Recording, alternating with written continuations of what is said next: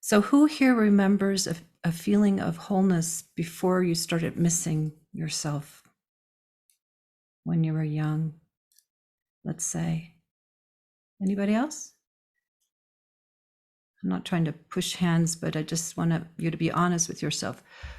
Do you remember at any time that you could remember, 3, 5 years old? I don't know what time people can remember themselves at, that you felt less fragmented?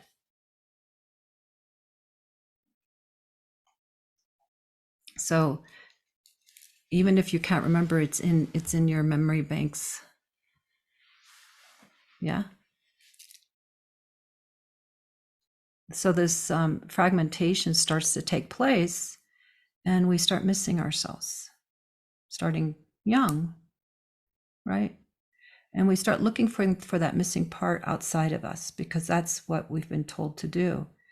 This toy is going to make you feel better when you're feeling sad, or eat this sweet. The parental world or the adult world, they're well-meaning, that it's that they're conditioning as well for the most part. Or maybe they weren't well-meaning, but it's their conditioning that's playing out, that you're going to feel better with something coming from the outside soothing you. So you can see how quickly how that habit takes place, right? It gets ingrained inside. When I'm more this, more that, I'll feel more complete when I finish school, when I get the job, when I get the body that I'm looking for with exercise, whatever it is, all these things are very subtle, but and they're not bad in themselves, but it's never going to be a substitute, right? So that seeking energy, when we realize that it's a spiritual illness versus a worldly illness, that it's really something that one can attend to within. It's actually a beautiful turning point and very empowering. Very empowering. And then there's the journey of going back home, the journey back home into yourself. So we've been on a journey going out of ourselves from when we were little, right? This kind of like circle, like you start on the bottom and you're journeying into the expression of the self. And some of it is just a natural, developmental journey of feeling like an I, and then it kind of, we reach a plateau. For those who are going to reach that, a lot of people never do. They just, as you know, they continue looking outside on themselves for the rest of their lives, right? And hand over their power to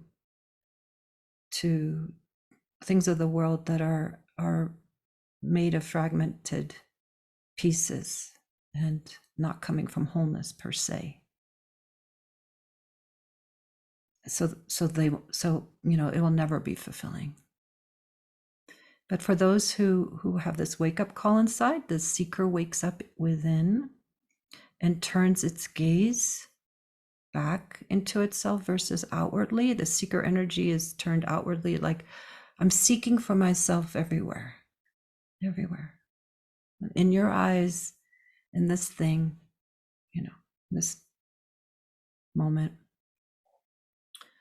And there will never be a feeling of peace and subtleness. It probably will create anxiety, actually, because it's not producing what one longs for. So then, the circle goes up, and then so for those who are then going to be seeking within, you go back down on the downward end of the circle, and then that's the return phase back home inside of you. And so those seeking, kind of outward projecting, leaning eyes, the energy turns in and goes, you get some good pointing, or you just kind of know that really it's an inside job. It lives inside of you, what you're seeking for. So I'm guessing everyone here already knows that that what you're seeking for lives inside of you.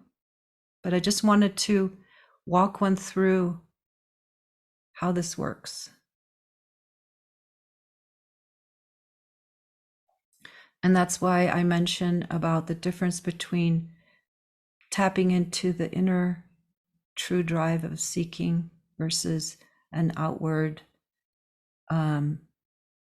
something we take in from the outside, that this is, awakening is the next thing I'm going to do now. It's a very different thing.